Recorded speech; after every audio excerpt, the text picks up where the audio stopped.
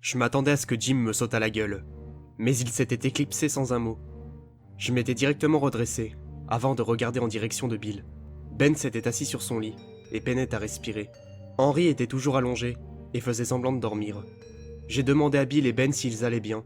Bill m'avait répondu par un oui très discret, mais Ben peinait à retrouver son souffle. « Ben, calme-toi !» lui avais-je ordonné, alors qu'il portait sa main à sa poitrine. Nous avons attendu de longues minutes, avant qu'il ne retrouve sa respiration normale. Ben était un grand asthmatique, et ne pouvait pas pratiquer de sport en raison de ses problèmes de santé. Le fait de courir de la porte coupe-feu à notre chambre l'avait épuisé. J'ai pas réussi à fermer l'œil. À vrai dire, je n'en avais pas envie. C'est Abby qui est venue nous réveiller au petit matin. Elle nous avait ordonné de nous lever avec une voix très autoritaire. Je craignais le pire, mais elle avait disparu dans le couloir pour réveiller la chambre voisine. Je m'étais habillé en vitesse, sans même attendre Bill et Ben, pour me diriger près de la porte coupe-feu. Les filles empruntaient cette porte pour rejoindre le réfectoire.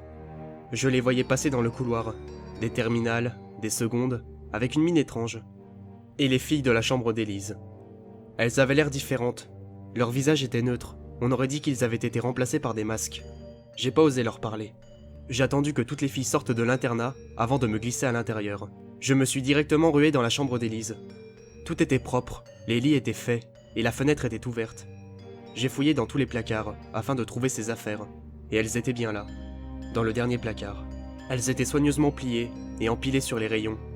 Pourquoi elles ont laissé ces affaires? Elles auraient dû s'en débarrasser, avais-je murmuré en étudiant le placard. J'ai filé de la chambre en vitesse, pour ne pas me faire prendre. Je savais ce qui pouvait m'arriver. Nous avions commencé la journée avec de la technologie. La prof était particulièrement énervante dès le matin. Nous venions à peine d'arriver, lorsqu'elle nous a ordonné d'enfiler une blouse et des lunettes de protection. Elle nous a ensuite demandé de nous mettre en groupe. Naturellement, je m'étais mis avec mes deux camarades. Nous allions travailler la soudure. Madame Cale avait apporté d'imposants postes à souder à côté de nos tables. Elle avait ensuite apporté de petits morceaux de métal, que nous allions devoir souder ensemble, afin de faire un cadre. Je trouvais son cours particulièrement étrange. La soudure pouvait être dangereuse si elle était pratiquée dans de mauvaises conditions et sans protection. Nous allions devoir souder sur la table, sans gants, juste avec des lunettes de protection et une blouse. Il fallait toujours porter un masque de protection pour souder, en raison des effets néfastes sur les yeux. Sans même nous rappeler les règles de sécurité, elle nous avait ordonné de souder. Je refusais de le faire. J'avais jamais soudé, et c'était beaucoup trop dangereux. Personne ne voulait le faire. Agacée, la prof s'était dirigée vers la table de devant, avant de hurler sur le groupe de travail qui refusait d'exécuter les consignes. La seule fille du groupe pleurait et expliquait qu'elle avait peur du poste à souder, car son père avait perdu une main de cette façon. Madame Cale avait explosé de rage. Elle lui avait saisi la main avant de la plaquer sur un morceau de métal. Puis elle avait saisi le pistolet avant d'appuyer sur la gâchette. Je m'étais protégé les yeux avec les mains, alors que des étincelles volaient à travers la pièce. La fille hurlait de toutes ses forces. Certains élèves s'étaient enfuis de la salle en hurlant. Une odeur de chair carbonisée me serrait la gorge. Pris de courage, moi et Bill nous étions jetés sur Madame Cale. Nous avions réussi à la faire tomber à la renverse, sur le poste à souder. La jeune fille avait la main littéralement soudée avec le métal. Sa chair était carbonisée, et brûlait encore à l'intérieur. Je pouvais même voir ses os, à travers les lambeaux de chair qu'il restait. La prof s'était relevée en vitesse, avant de nous envoyer en colle. Jim, ainsi qu'un autre surveillant, nous avaient accompagnés jusqu'à la salle d'études. 2 élèves de seconde s'y trouvaient, 2 gars à peine plus vieux que nous. Ils tiraient tous les deux une tête étrange. Leur visage semblait paralysé par la peur. Alors que nous nous apprêtions à nous installer au fond, Jim nous a ordonné de nous séparer. Je m'étais retrouvé à côté de l'un des 2 élèves, au milieu de la salle, alors que Bill avait été placé sur la première rangée. Le type à côté de moi produisait des bruits étranges. Un étrange ronronnement provenait de sa gorge. Ses lèvres tremblaient, et ses yeux parcouraient vivement la pièce. « Est-ce que ça va ?» Ses jambes semblaient prises de spasmes, et ses poings se serraient. J'allais laisser tomber, lorsqu'il s'est tourné vers moi. Le ronronnement de sa gorge s'était arrêté, et sa bouche s'était ouverte. Il essayait de dire quelque chose, mais les mots restaient coincés dans sa gorge. Au départ, je pensais qu'il s'étouffait, mais il parvenait à respirer. Il avait finalement laissé tomber, avant de se remettre à taper du pied. Après la colle, nous nous étions rendus en cours de géographie. Monsieur Wills était étrangement joyeux. Plutôt que de nous parler des conséquences de l'urbanisation, il se contentait de raconter des choses insignifiantes. Il avait commencé par parler du taux de mortalité dans les campagnes, ainsi que des fréquences de meurtres, puis des réseaux de trafic d'organes. Le prof semblait bien s'y connaître, et c'était encore plus dérangeant. Le pire, c'est qu'il en parlait avec un grand sourire malsain. Nous n'avions plus le même homme en face de nous. À chaque fois qu'il finissait une phrase, il se passait la langue sur les lèvres. Une fois le cours terminé, moi, Bill et Ben nous étions réunis dans les toilettes. Ben transpirait et tremblait. Il peinait à tenir debout. Je faisais le tour des toilettes, en gardant la même allure, alors que Bill se passait de l'eau sur le visage. Bill m'avait demandé si j'avais un plan pour filer d'ici. Je lui ai répondu d'une voix rauque qu'il était impossible de s'enfuir.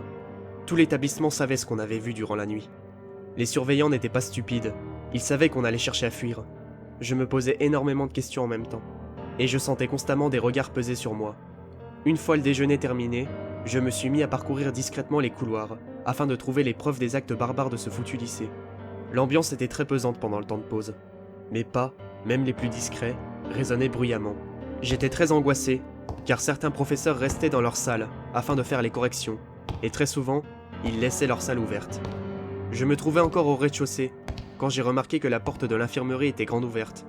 Une puissante lumière blanche s'en échappait, et tranchait l'obscurité. Je me suis approché silencieusement, avant de pencher la tête. J'ai aperçu l'infirmière, face à une élève immobile, qui me tournait le dos. Ses cheveux étaient anormalement emmêlés, et semblaient collés. L'infirmière touchait son visage, et l'inspectait de haut en bas. Alors que je m'apprêtais à passer discrètement, la femme tourna le fauteuil. J'ai été horrifié par cette découverte.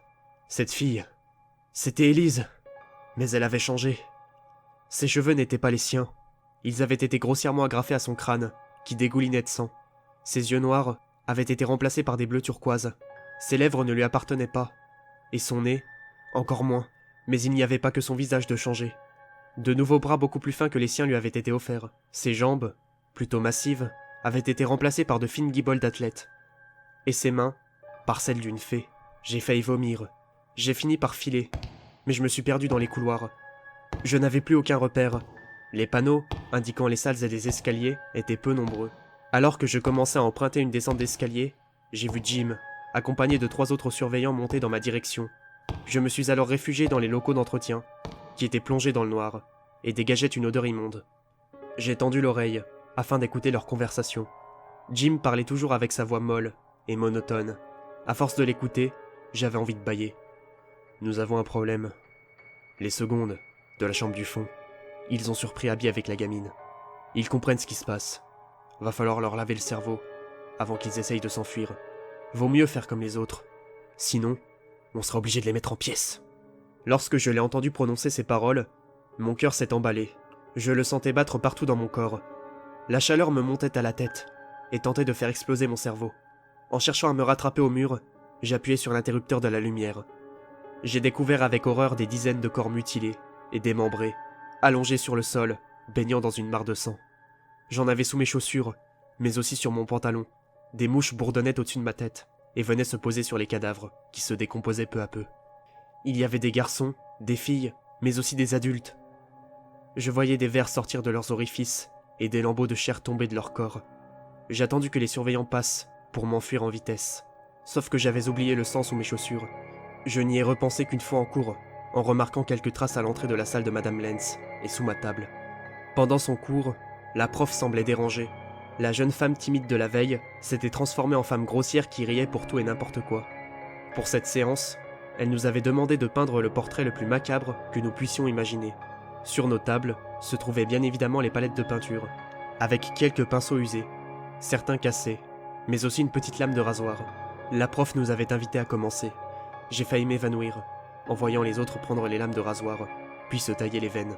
Des geysers de sang sortaient de leurs poignets. Ils penchaient leurs bras, afin que le sang coule sur la palette. Ben, qui se trouvait à ma gauche, pleurait, et semblait tourner de l'œil. Quant à Bill, il cherchait un moyen de s'enfuir, tandis que les autres peignaient avec leur sang. « Ben, faut qu'on se casse d'ici, tout de suite !» avais-je lancé à mon acolyte qui commençait à verser. Je l'ai rattrapé de justesse, avant de le tirer vers moi. Je m'étais levé de ma chaise, et me dirigeais vers Bill, qui était tout proche de la porte. Mais la prof nous avait interpellés. Elle venait de peindre sur une grande toile le visage décrépit d'un gosse, à la bouche fendue et aux yeux manquants. Elle m'avait demandé si j'appréciais mon portrait. J'ai hurlé, avant de me précipiter vers la sortie, en emportant Ben avec moi. Bill nous ouvrait le chemin, à travers les couloirs. Une fois face aux portes, il avait envoyé un puissant coup de pied dans la serrure, jusqu'à ce qu'elle lâche. Dehors, il tombait des cordes, et des vents violents tentaient de refermer les portes. Nous nous étions précipités à l'extérieur, jusqu'au portail.